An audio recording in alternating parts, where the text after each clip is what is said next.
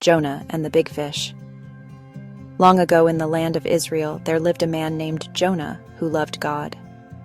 One sunny day, God spoke to Jonah and gave him a very important job. Go to the city of Nineveh. God said, "The people there are making bad choices. Tell them to stop doing wrong and turn back to me." But Jonah didn't like the people of Nineveh. He didn't want to go. Instead of obeying God, Jonah decided to run away. He packed a small bag, put on his traveling cloak, and hurried toward the harbor, hoping to sail far, far away. Jonah reached the harbor and saw a big ship ready to sail. Seagulls squawked overhead, and a smell of the salty sea filled the air. "Where is this ship going?" Jonah asked the sailors. "To Tarshish, far across the sea," they replied. Jonah quickly paid for his ticket and climbed aboard, thinking, "Now God won't find me here." The sailors hoisted the sails, and the ship began to move away from the shore. Jonah felt the wind in his hair and the sun on his face. He thought he was safe. But God was watching and had a different plan. At first, the sea was calm, and the sailors sang as they worked. But suddenly, dark clouds rolled across the sky. The wind howled, and huge waves crashed against the ship. Rain poured down, drenching the sailors from head to toe. The ship creaked and groaned as it rocked back and forth.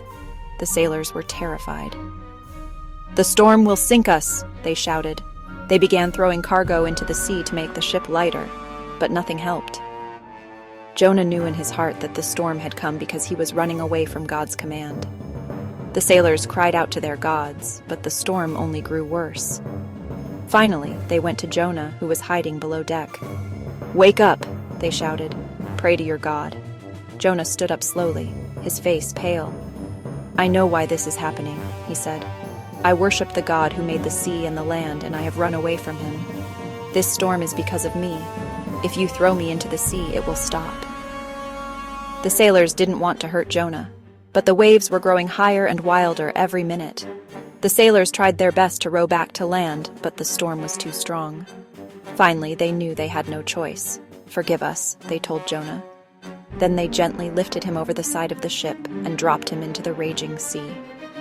The moment Jonah hit the water, the wind stopped howling and the waves became calm. The sailors stared in amazement. They had seen the power of Jonah's God and began to pray to him. Meanwhile, Jonah splashed in the deep, dark water, wondering what would happen next. Just as Jonah was trying to catch his breath, a huge shadow moved beneath him. Suddenly, whoosh! A giant fish opened its mouth and swallowed Jonah whole.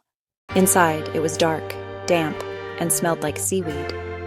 Jonah sat still, feeling the slow, gentle swish of the fish's movements. He realized that even here God was with him. God had sent the big fish to keep Jonah safe from drowning. Jonah bowed his head in the darkness and began to pray. "Thank you, Lord, for saving me even though I disobeyed." Inside the big fish, Jonah prayed for 3 whole days and nights. He thanked God for saving him from the stormy sea. "When I was sinking, you heard my cry," Jonah whispered. "You brought me up from the deep. I will do what you have asked." Jonah's voice echoed softly in the damp, swaying belly of the fish. Outside, the fish swam peacefully through the ocean, carrying Jonah exactly where God wanted.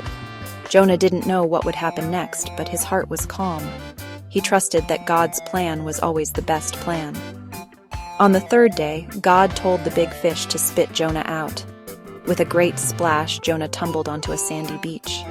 He lay there for a moment, breathing in the fresh air and feeling the warm sun on his face.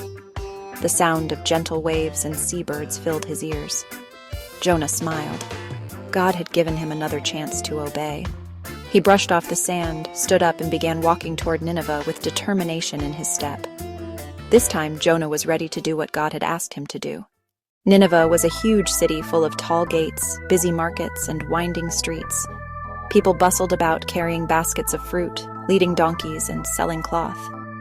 Jonah walked straight into the city and began to speak loudly. "In 40 days, Nineveh will be destroyed unless you stop doing wrong and turn back to God." His voice echoed through the streets. Some people stopped to listen. Others looked at him curiously. Word about Jonah's message spread quickly until the entire city had heard about the warning from the God of Israel. To Jonah's surprise, the people of Nineveh believed his message.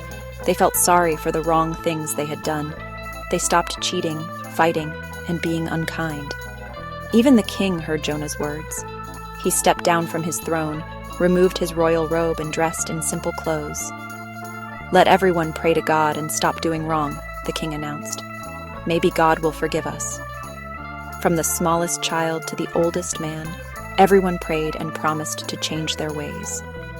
God saw that the people of Nineveh had truly changed their hearts. He loved them and decided not to destroy the city. Jonah should have been happy, but instead he felt upset. "I knew you would forgive them," Jonah muttered. He left the city and sat outside waiting to see what would happen. The sun was hot, and Jonah felt tired.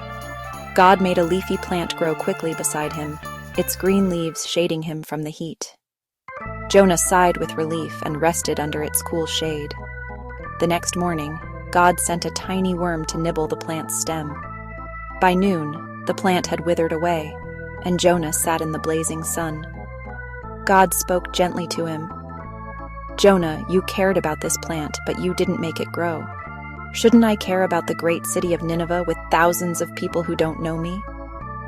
Jonah thought about God's words and understood God's love is for everyone, no matter who they are. Smiling at last, Jonah began his journey home, ready to tell others about the mercy of God.